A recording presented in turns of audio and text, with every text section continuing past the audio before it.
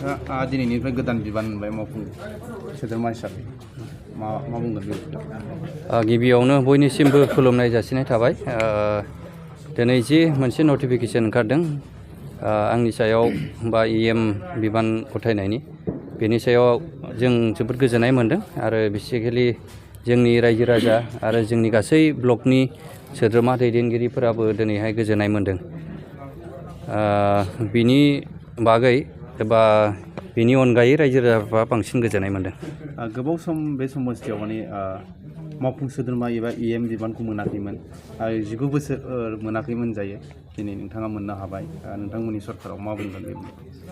बियो जोबोद गोजोनथाव खौरां जे आवगायाव 19 इयार्स जाबाय BTC आरो BTR खौ लानानै सालायनाया जोंनि बड'लेण्ड ओनसोलाव गभर्नमेन्ट सालायनाया, खिन्थु दिनैसिम जोंनि बे 13 नम्बर चिराङाव EM नि जेबो सिमांबो नुफेरनाय जायाखैमोन।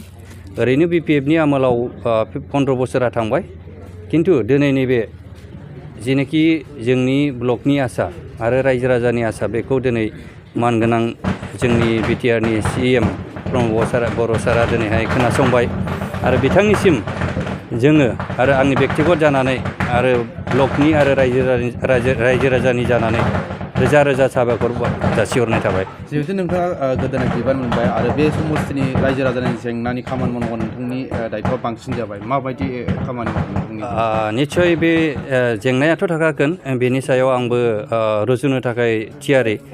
जेखि जाया मानो समाजनि खामानिखौ मोजाङै फोथायनानै जोङो मावलांनो बेखौ नाजाबाय थादों आरो बेबो गावनि गोसोजों नङा, माखासे नेम निथि थायो, बे नेम निथिनि गेजेर बा सिङाव थानानै आं खामानिखौ मावलांगोन। आरो नोंथांनि जिखिनि वार्ड टेकिं आरो नोंथांनि बिफान माबायदि जागोन, माब्लासिम जाहैगोन? वार्ड टेकिंनि दिनै अफिसियेलि आंनिसिम फैथ'वाखै, खुब सम्भब थाबैनो खालामगोन मानगोनां BTR नि CM सारा, आरो बेखौहाय अफिसियेलि जुदि हरोबा आं बे थांगोन। आरो डिपार्टमेन्टनि सायाव दिनैहाय आसा खालामदों, जेरैबायदि चिफ सारा गावगा खोथा होनानै दिनैहाय EM डिपार्टमेन्टखौ आंनो होबाय, निस्सय जेरैबायदि गावगा आंनि सिगाङाव मोजां डिपार्टमेन्टखौ बुंदों होगोन, बेखौ खोथाखौ लाखिगोन आरो रायजो राजानि जेनोखि आखा बेखौहाय सुफुंगोन होननानै आं फोथायनाय दं आरो गोथौ फोथायनाय दं।